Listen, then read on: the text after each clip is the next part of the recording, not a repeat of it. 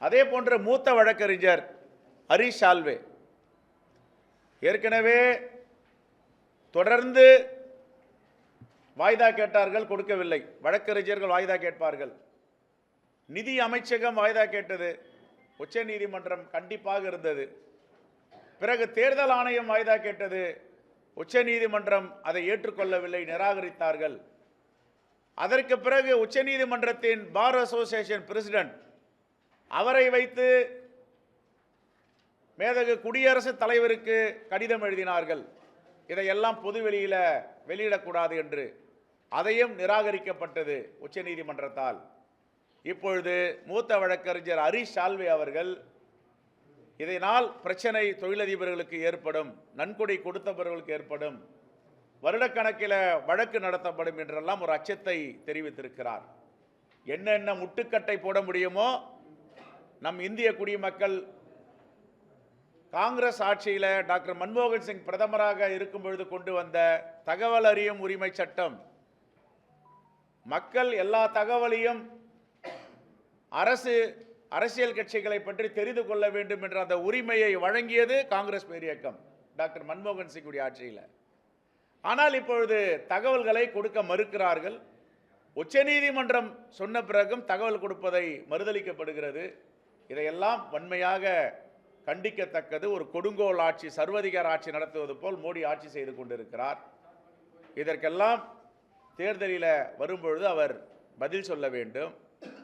ஹரிஷ் சால்வே அவர்கள் மூத்த வழக்கறிஞர் கேட்பது எந்த விதத்தில் நியாயம் என்று தெரியவில்லை. டர்ன் ஓவர் பண்ணாத கம்பெனியெல்லாம் நிதி கொடுக்கிறார்கள். 500 கோடி ரூபாய் டர்ன் ஓவர் பண்ண கம்பெனி 400 கோடி தேர்தல் பத்திரத்தை வாங்கி நன்கொடையாக அளிக்கிறார்கள். இதையெல்லாம் ஹரிஷ் சால்வே ஒப்புக்கொள்ளுவாரா? சட்டத்தில் இப்படி இடம் இருக்கிறதா? எந்த தொழிலில் இப்படி 90 விழுக்காடு லாபம் வரும் என்பதையெல்லாம் அவர் உச்சநீதிமன்றத்தில் நீதி அரசர்கள் சொல்ல வேண்டும். ஆகவே பாஜகவுடைய முகத்திரை தினம் தினம் கிழிந்து வருகிறது. இந்தியா கண்டிராத மாபெரும் ஊழல், இந்திய மக்கள் கேள்விப்படாத நவீன விஞ்ஞான ஊழல் மோடி செய்திருக்கிறார்.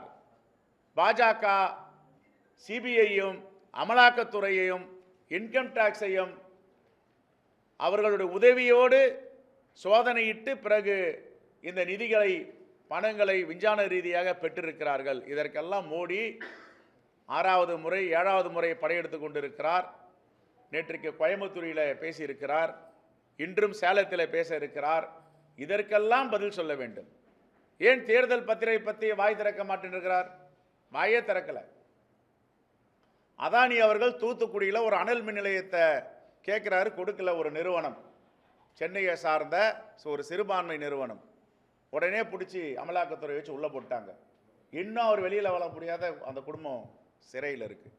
இதுதான் இது எங்கே நடக்குது? இந்த மாதிரி ஆட்சி சீனாவில் கேள்விப்பட்டிருக்கோம், ஒரு நாடு ஒரு அதிபர் ஒரு மொழி ஒரு தேர்தல்.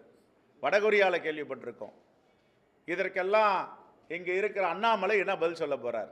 தமிழர்களை காட்டி கொடுத்து கொண்டு என்னென்னலாம் நாக்பூரில் இருந்து அவருக்கு வேலை திட்டங்கள் வருகிறதோ, தமிழர்களை நசுக்க வேண்டும், தமிழ்நாட்டு மக்களை ஒடுக்க வேண்டும், தமிழ்நாட்டு மக்களை கொச்சைப்படுத்த வேண்டும், தமிழ்நாட்டு மக்களை பார்த்து பிச்சைக்காரர்கள் என்று அவருடைய நிதியமைச்சர் பேசுவார். இதற்கெல்லாம் அண்ணாமலை எட்டப்பன் வேலை பார்த்து கொண்டிருக்கிறார், தட்டி கேட்காமல். இதையெல்லாம் வன்மையாக காங்கிரஸ் பேரியக்கம் கண்டிக்கிறது. ரைட்.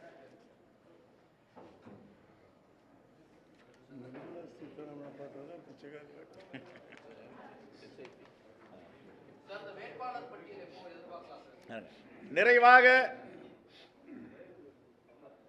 மாண்புமிகு உச்ச நீதிமன்றத்திற்கு எங்களுடைய வேண்டுகோள், பாராளுமன்றம் இருந்தால் ஜாயிண்ட் பார்லிமெண்டரி கமிட்டி அமைக்கலாம். இப்பொழுது பாராளுமன்றம் இல்லை, தேர்தல் நடைபெற இருக்கிறது. ஸ்பெஷல் இன்வெஸ்டிகேஷன் டீம் என்று எஸ்ஐடி நிறுவி அதை விசாரிப்பார்கள். உச்சநீதிமன்றம் இதற்கும் ஆணை வழங்க வேண்டும். நாட்டு மக்களுக்கு என்ன நடந்தது என்று அந்த உண்மையை தெளிவுபடுத்துவதற்கு ஸ்பெஷல் இன்வெஸ்டிகேஷன் டீம், இந்த எஸ்ஐடியை நிறுவ வேண்டும் என்றும் நாங்கள் கேட்டுக்கொள்கிறோம். வேட்பாளர் பட்டியல் கேட்டீங்க. இன்னும் 2-3 நாட்களில் நம்முடைய வெற்றி வேட்பாளருடைய பட்டியலை வெளியிடுவோம்.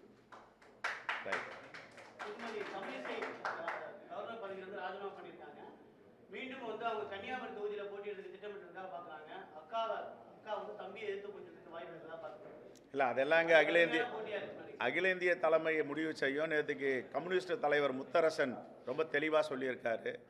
அம்மா, உங்களுக்கு உண்மையிலேயே நிற்கணுன்னா வேறு மாநிலத்தில் போய் நில்லுங்க, வடக்கு போயிடுங்க, டெபாசிட்டாவது வாங்குவீங்க, இங்கே நிற்காதீங்க. ஏற்கனவே ராதாகிருஷ்ணன் நகரில் நின்று இருக்காங்க அம்மையார், நோட்டா கீழே தான் வாங்கியிருக்காங்க. அந்த நிலை ஏற்படணும் பரிதாபத்தோடு சொல்லியிருக்கிறார். அதான் எங்களுடைய கருத்து.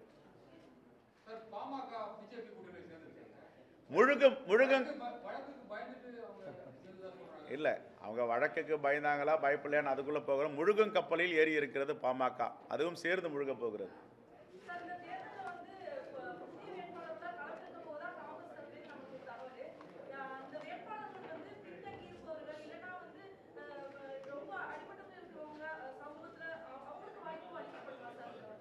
காங்கிரஸ் பேரியக்கம் மட்டும்தான் எல்லா மக்களுக்குமான இயக்கம்.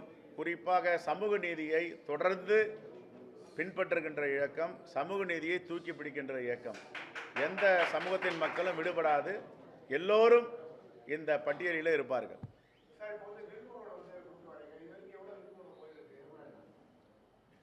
இன்னைக்கு தான் கொடுத்துருக்காங்க, தெரியல எவ்வளோ, நான் பார்த்து சொல்கிறேன், நாளைக்கு சொல்கிறேன். வயநாடு தொகுதியில் போட்டியிடக்கூடிய ராகுல் காந்தி மறுபரிசீலனை செய்ய சொல்லிட்டு காகித விளக்கத்தோட பேரன் கோரிக்கை வச்சிருக்காரு. அதுக்கு வாய்ப்பு இருக்குமா? அவருக்கு என்ன உங்களுக்கு? கண்டிப்பாக அவர் எது இந்த நாட்டுக்கு சரியோ, தோழமை கட்சிகளுக்கு சரியோ, அது சரியான நேரத்தில் சரியான முடிவெடுப்பார் எங்கள் தலைவர் ராகுல் காந்தி. அதில் எந்த மாற்றத்துக்கு தான் இருக்க முடியாது. ஏன்னா அவர் அன்பை போதிப்பவர், வெறுப்பரசியல் செய்பவர் கிடையாது பாஜக மாதிரி. அதனால் அவர் நல்ல முடிவெடுப்பார்.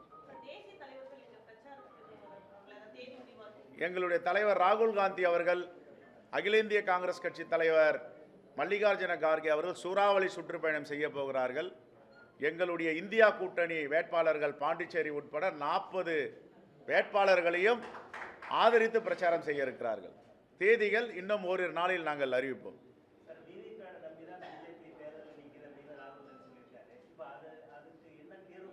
நாங்கள் மக்களை நம்பி தேர்தலில் நிற்கிறோம்.